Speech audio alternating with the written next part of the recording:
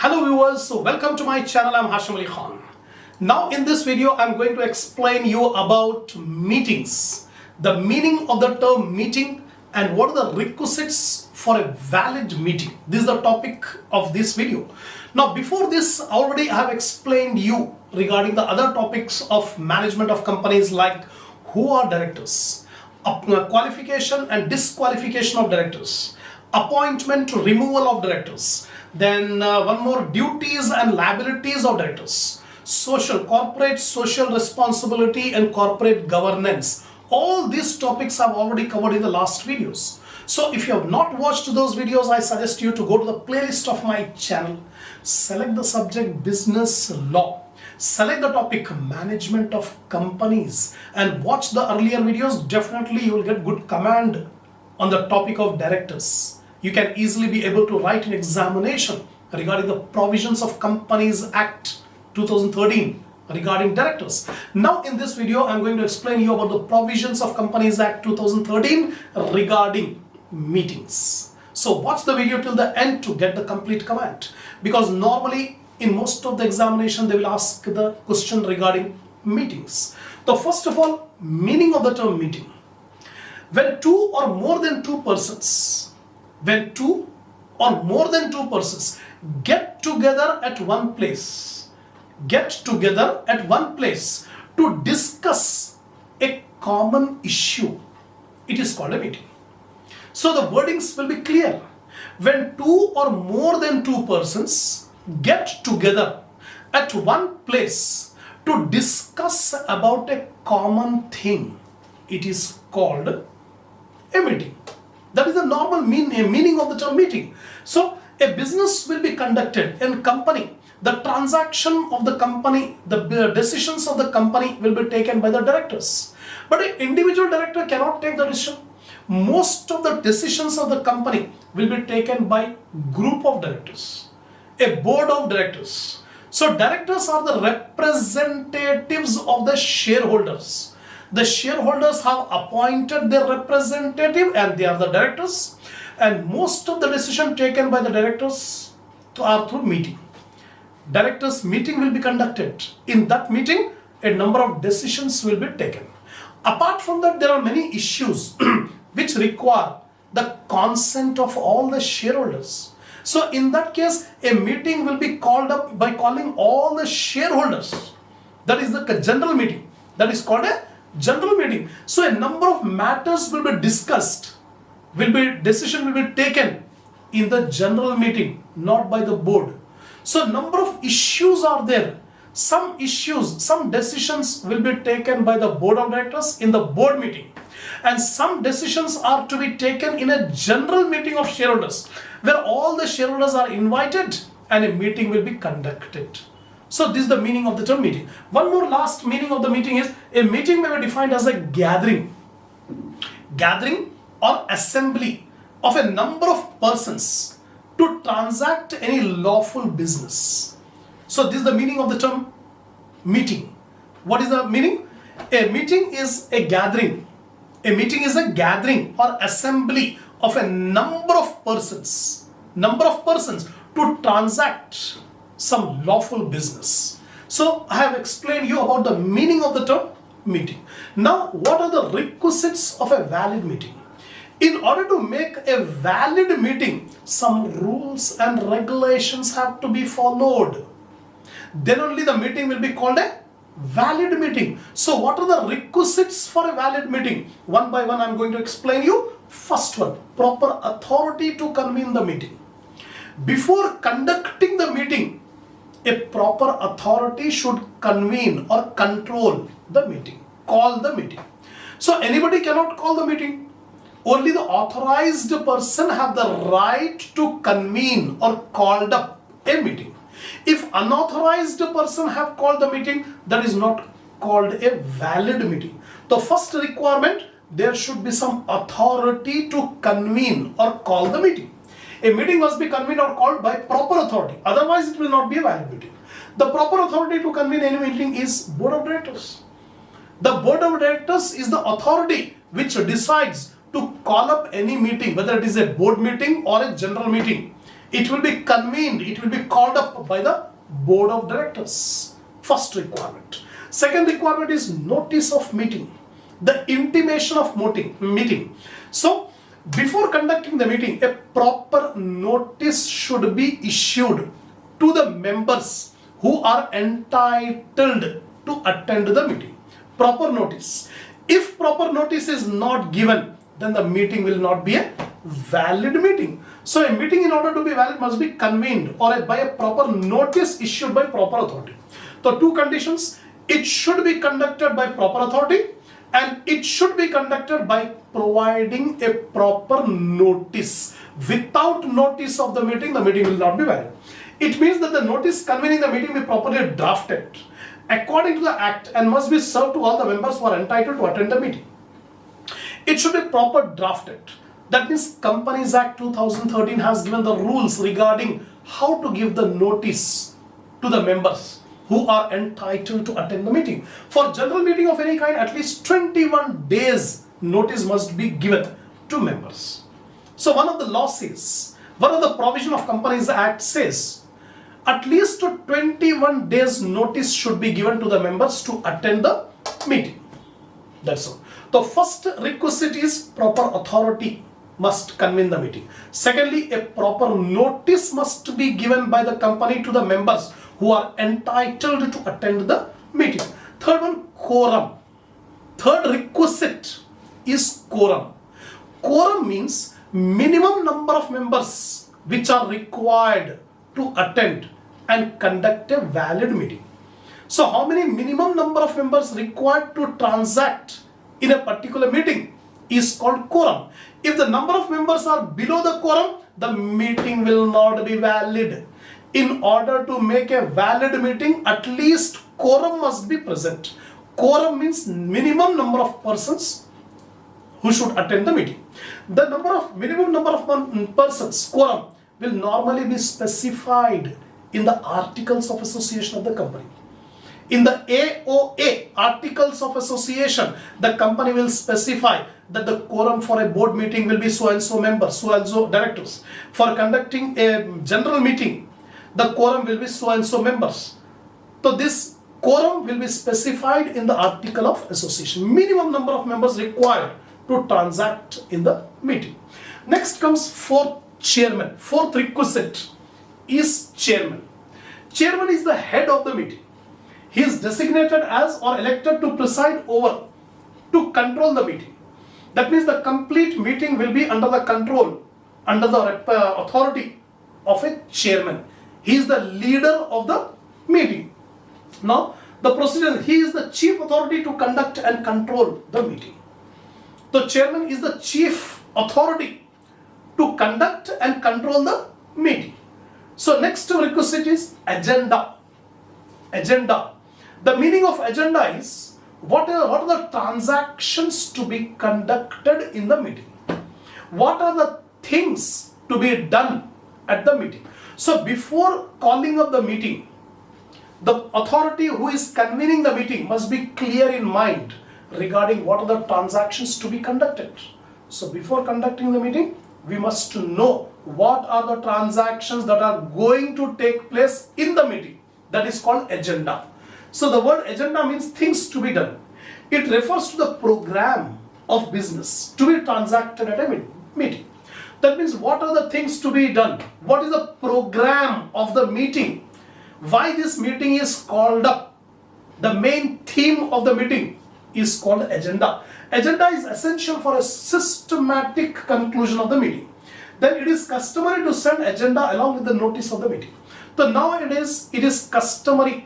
So whenever a meeting is called up, convened, so along with the notice of the meeting, agenda must also be given to the members, so that the members will be prepared before coming and attending the meeting. They have already in mind what is going to happen in the meeting, why the meeting is called up. So that is called agenda. Next one is minutes. That means the proceedings that are transacted in the meeting will be recorded in a book called minutes book.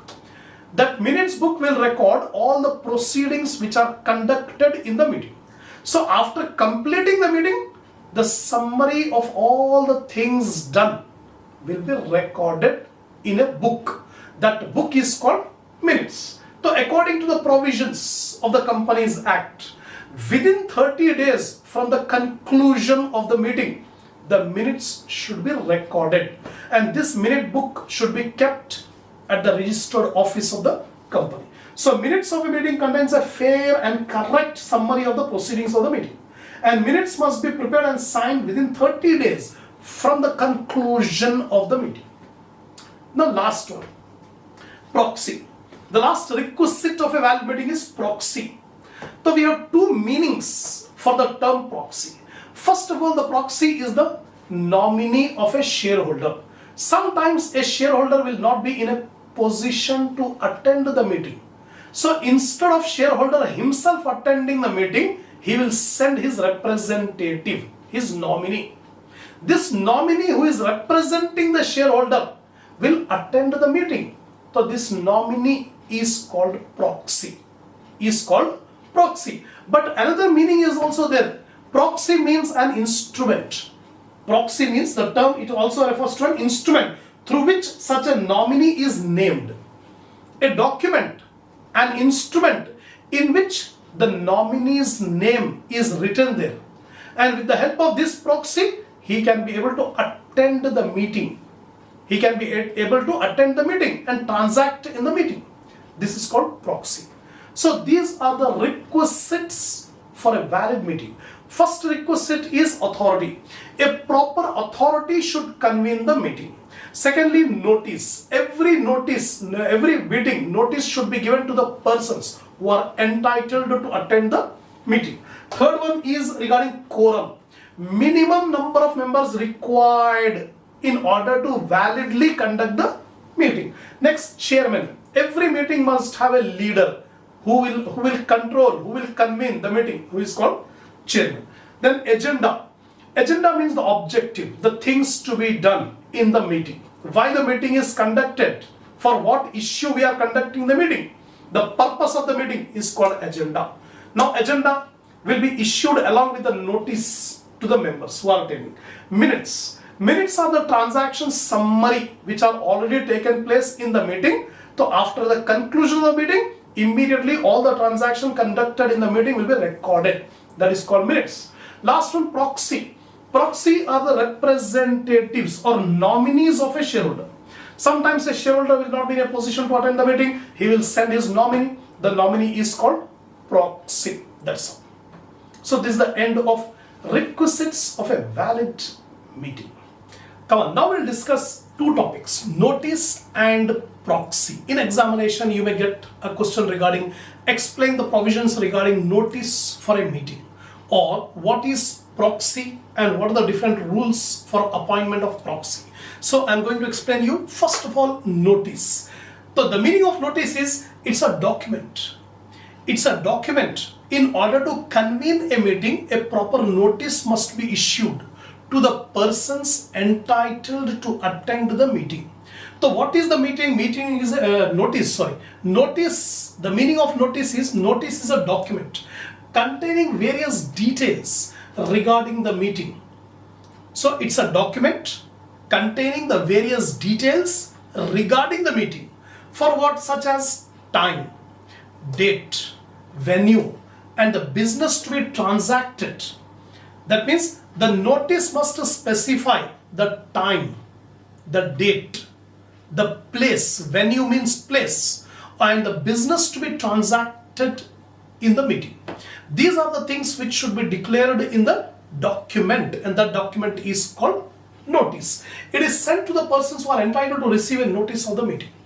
After making the notice, it should be sent to the persons who are entitled to attend the meeting.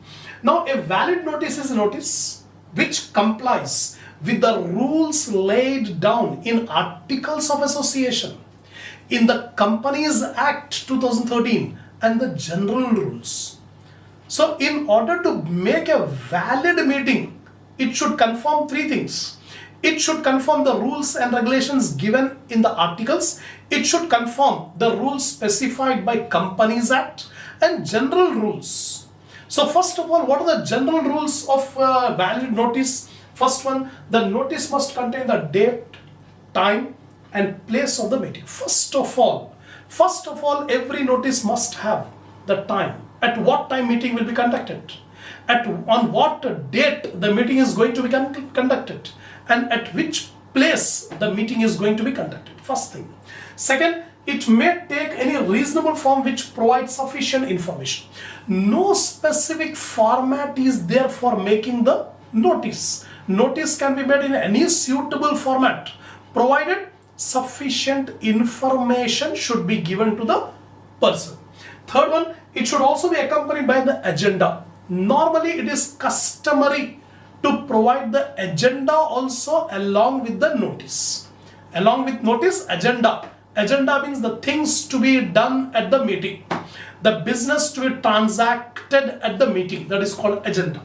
Now, it can be sent via ordinary post or speed post or registered post or through a carrier or through email or through any other electronic means of communication. So any form, through any mode, the notice can be given. Next one, it should be served in the manner described in the AOA and Companies Act. That means the notice should conform the rules and regulations specified in the Articles of Association, and also it is given in the Companies Act. That's all. Rules under Companies Act. Specifically for notice, some rules are specified by the Companies Act. So what are the rules? First one, the notice should be a proper length. It is given in the Companies Act that whenever notice is given to the members or to any other person who is entitled to attend the meeting, it should be of proper length. It should be neither very short nor it should be very lengthy. A proper length of notice should be given to the persons. Second, it must be sent 21 days prior to the date of the meeting. Second condition given by the Companies Act, the notice must be given at least 21 days prior to the date of the meeting. Third one, it must contain the time, date and place of the meeting and the nature of the business to be transacted. Companies Act says every notice must be written the time, the date, the place and the business to be transacted at the meeting. Last one, it should be in writing form or in electronic mode. Nowadays, most of the companies notices are given through electronic mode. So it is not compulsory that it should be in writing. Even the notice can be given through any electronic mode. So these are the rules given by the Companies Act. So you can write all these points if a question is asked in examination regarding the rules for notice of meeting. Now next topic is proxy. Already briefly we have discussed in the previous topic that what are the requisites of a valid meeting. One of the requisite is a proxy. So who is a proxy? A person who is appointed or nominated by a member to attend the meeting and to vote. Sometimes a member will not be in a position to attend the meeting. So he will appoint another person and send this other person to attend the meeting and to vote at the meeting. That is called proxy. So a proxy is a person who is appointed by a member to attend and vote. The original member is sending his agent, his nominee, to go and attend the meeting and vote at the meeting in the absence of the member. Thus, proxy may be agent or any other person authorized by the member of the company. Agent or any other person who is authorized by the member, and this member is sending that proxy to attend the meeting. And the term proxy is also used to mean document. So the proxy means either the person will be called a proxy or the instrument is also called a proxy. Instrument means a document in written form where a right is given to a person to go and attend the meeting. So instrument, document entitled to attend the meeting is also called proxy. Now section 105.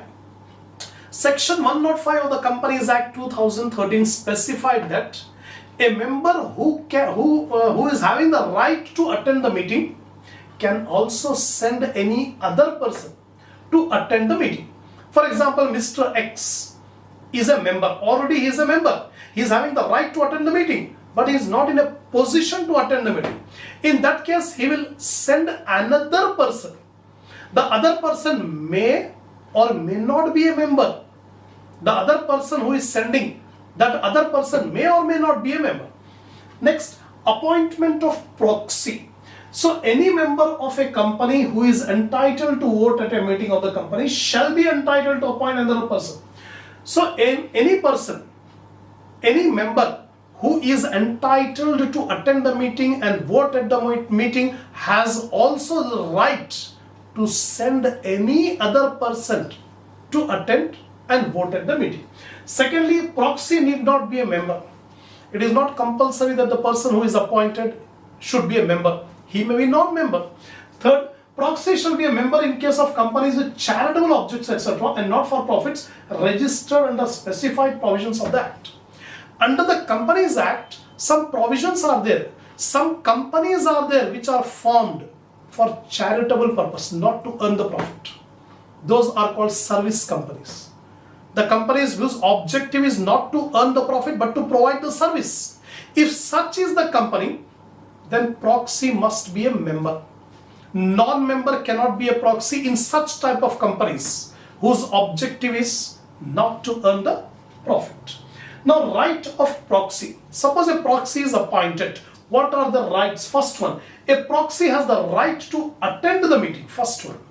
Second one, a proxy has the right not only to attend but also to vote at the meeting. He can attend the meeting and also he can vote at the meeting. Then restriction. Restriction on proxy. A member of a company registered under Section 8 shall not be entitled to appoint any other person as his proxy unless such other person is also a member of such company. That means if a company is registered under the Companies Act for providing service, not to earn the profit, those companies can appoint a proxy. The proxy should be a member. Non-members cannot be appointed as a proxy in such type of companies. That is the restriction. Second restriction, a person appointed as proxy shall not act as proxy on behalf of more than 50 members. That means the same proxy cannot act as proxy for more than 50 members and members holding aggregate of more than 10% of the share capital of the company carrying voting rights. That means the proxy appointed shall not act as proxy for more than 10% of share capital of the member. Next restriction, a member holding more than 10% of the total share capital of the company carrying voting rights may appoint a single person as proxy. That means if a shareholder, if a member is holding 10% or more of the share capital of the company carrying voting rights, in that case he can appoint only one member as a proxy, one person as, provided that such person shall not act as proxy for any other person or shareholder. The person who is being appointed should not act as a proxy for any other person. That means if a person is holding 10% of share capital of the company, he should appoint only one proxy, and this single proxy should not act as a proxy for any other person. That's all. So these are the rules regarding proxy. So in this video, I have explained you about the meaning of the term meetings, the requisite for a valid meeting, the provisions regarding notice to be given for meeting, lastly, the provisions regarding proxy. So these are the topics I have covered in this video. So if you are satisfied with my lecture, give a like to the video. Share my channel in your group, in your friend circle, so that more students can watch the video and enhance the knowledge. And give your comments on these videos.